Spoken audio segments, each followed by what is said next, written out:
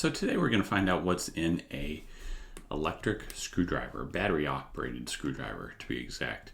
This one was found in a house that was water damaged, all that good stuff, along with a lot of the other tools I've done. But this one doesn't have a brand on it. It says automatic lock. I don't know if that's the actual brand automatic lock or if it's referring to like a chuck inside of it. I'm not really sure. If you know, let me know. Let's see if it says anything on the back of it. It really doesn't say a model number. This is 9072 Type 2. I don't know if that's a model number. I think it's more of a designation mark, but not really sure. So anyway, let's take it apart. Let's see what's in it. Let's get our Phillips. All right, good. The screw turns for once. I hate screws that are rusted in, if you haven't noticed. They really irritate me. And it said remove only for recycling. So let's pretend we're recycling and let's remove this, shall we? Because it will probably help in disassembly.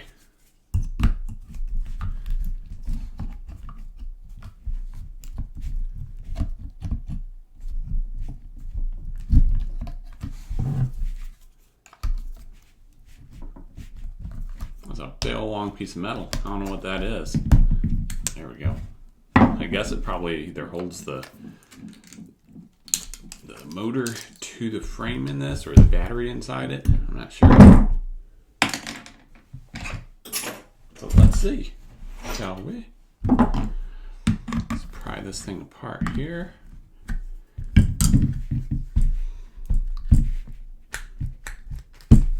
Now,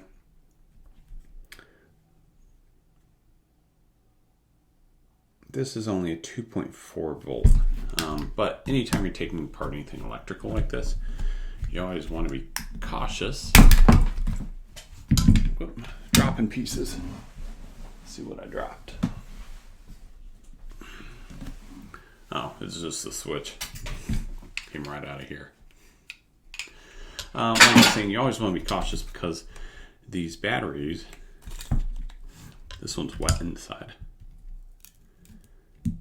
Let's see what this says. Warning, to prevent hazard, use only identical replacement batteries. Do not incinerate.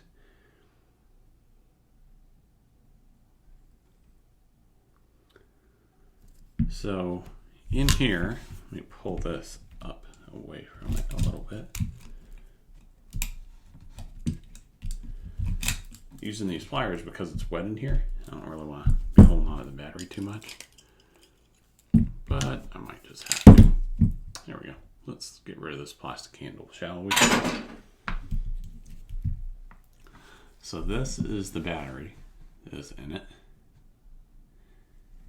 If you take a peek in there, it actually has two sides to it, but the acid has spilled out and basically filled that plastic container.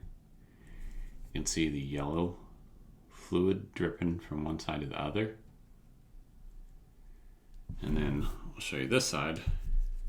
You can actually see it's like foam kind of in there, in that hole. I think the battery essentially exploded and is leaking out. So there's not much to it. There's the chemicals in the battery. Usually they have a paper or aluminum roll of some type in there. And then it has this plastic housing. It has a couple wires coming out of it. And this one connected to the back of the copper bearing motor. I'll show you here. Whoops. I'm just going to get rid of this before I get too much more acid all over the place. This is a little simple copper bearing motor.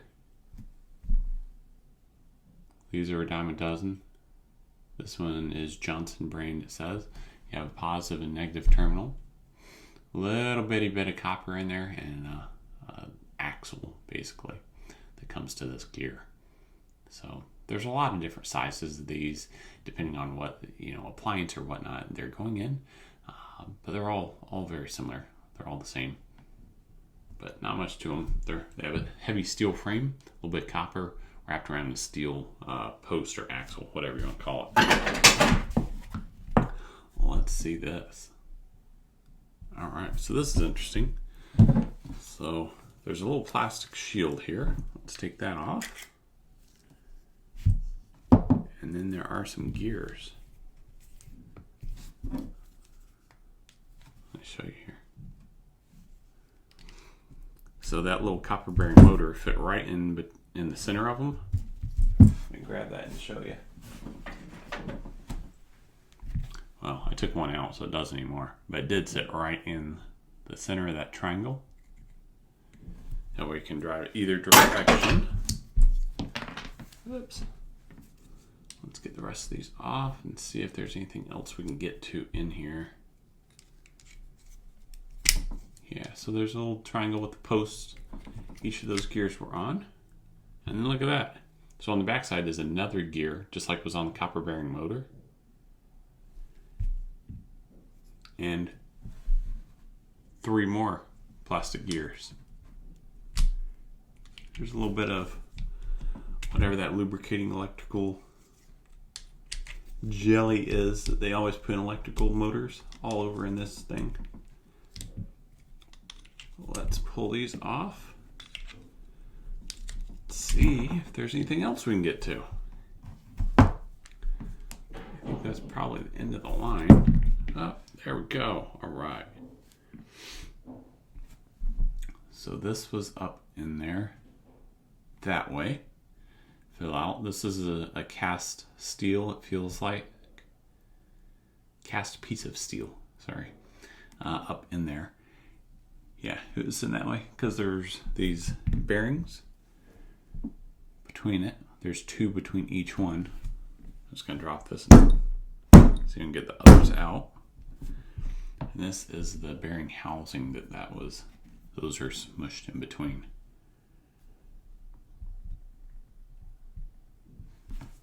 So in there is the drive shaft. You might call it something else in the tool world. I'm not sure. If you know, let me know. But it looks like it's cast right into this. So I don't think there's any taking that out. Yeah. So it looks like it's cast into it. That's pretty cool though. Give it a couple whacks, see if anything else comes off. Nope, just more of that insulation gunk. So yeah, like I said, it's cast into it, but it's literally just the full metal drive shaft here. But that's pretty interesting. I always kind of wondered what was in one of these, and today we now know. So, all right guys, so that's it for today's video. As always, if you have ideas for future videos, let me know. Otherwise, please like, share, and subscribe. Thank you. Have a good day.